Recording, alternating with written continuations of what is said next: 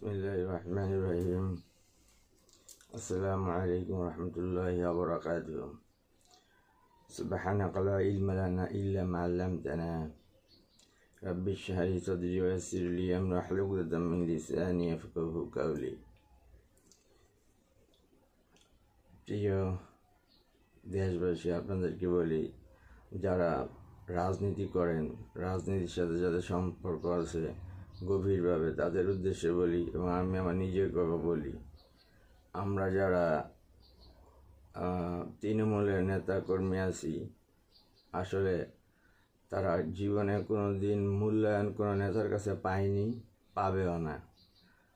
আমার এই বয়সের আমার অ্যানালাইজ থেকে আমি বুঝতে পারলাম, নেতা বলতে আসলে কেউ না, সবাই চায় ব্যবহার করে সময় শেষ দূরে ঠেলে দিবে। এমন কর্মী আমরা হব না, এমন তৃণমূলের নেতা আমরা হব না। আমরা গরিব হতে পারি, টাকা আমাদের কাছে নাই, কিন্তু আমাদের কাছে আছে যোগ্যতা, আমাদের কাছে আছে দক্ষতা, আমাদের কাছে আছে সাংগঠনিক ক্ষমতা, যা প্রয়োগ করলে একটা দল হয়তো ধ্বংস হয়ে যেতে পারে, আবার উপরে উঠতে পারে। তাই তৃণমূলের কর্মীরা কখনো হতাশা হবেন না, নিরাশ হবেন না। আল্লাহর কাছে চান, আল্লাহ দিব। ভাই, এই দুনিয়াতে আমি এখন সিচুয়েশন আমার দেখলে বুঝবেন না যে আমার মনের ভিতর কী আছে। আল্লাহ সাক্ষী, আমার সংসার জীবন, ফ্যামিলিগত, পারিবারিক, সামাজিক, অর্থনৈতিক, শারীরিক, চারদিক থেকে আমি আল্লাহ যেমন রাখছে আলহামদুলিল্লাহ। তবে আমি একটা জিনিস ফিল করছি, এই পৃথিবীতে ভাই কেউ আপন না, কেউ আপন না। আমার আল্লাহ ছাড়া আমাকে সাহায্য করার মতো ক্যাপাবিলিটি আর কারো নাই। আল্লাহ যদি আমাকে বলে বান্দা তোর আমি কোন করে দিলাম, ফায়াকুন হয়ে গেল।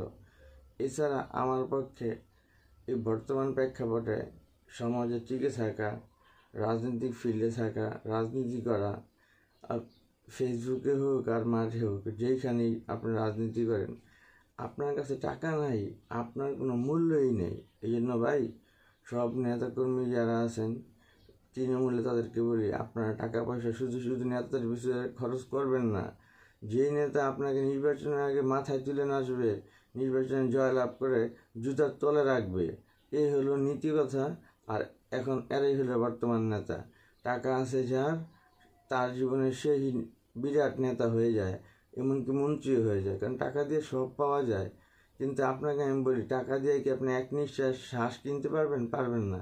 যদি ক্যান্সার হয়, সুস্থ হতে পারবেন? পারবেন না, কারণ ক্যান্সারের কোনো আনসার নাই, শেষ ঠিকানা কবরস্থান। ভাই, আমি সবাই বলি, ভাই আমার জন্য দোয়া করবেন, আল্লাহ আপনাদের সকল হাজতগুলো গায়েব থেকে পূরণ করে দিক। আমার সকল আমার হাজতগুলো আছে, আল্লাহ তো সব কিছু জানে, সে তো অন্তরের মালিক। অন্তরে যা যা আছে আল্লাহ, আমার ন্যাক মাকসুদগুলো আল্লাহ তুমি তোমার গায়েব থেকে তোমার কুদরতি হাত দ্বারা আমাকে তুমি সাহায্যের হাত বাড়িয়ে দিও।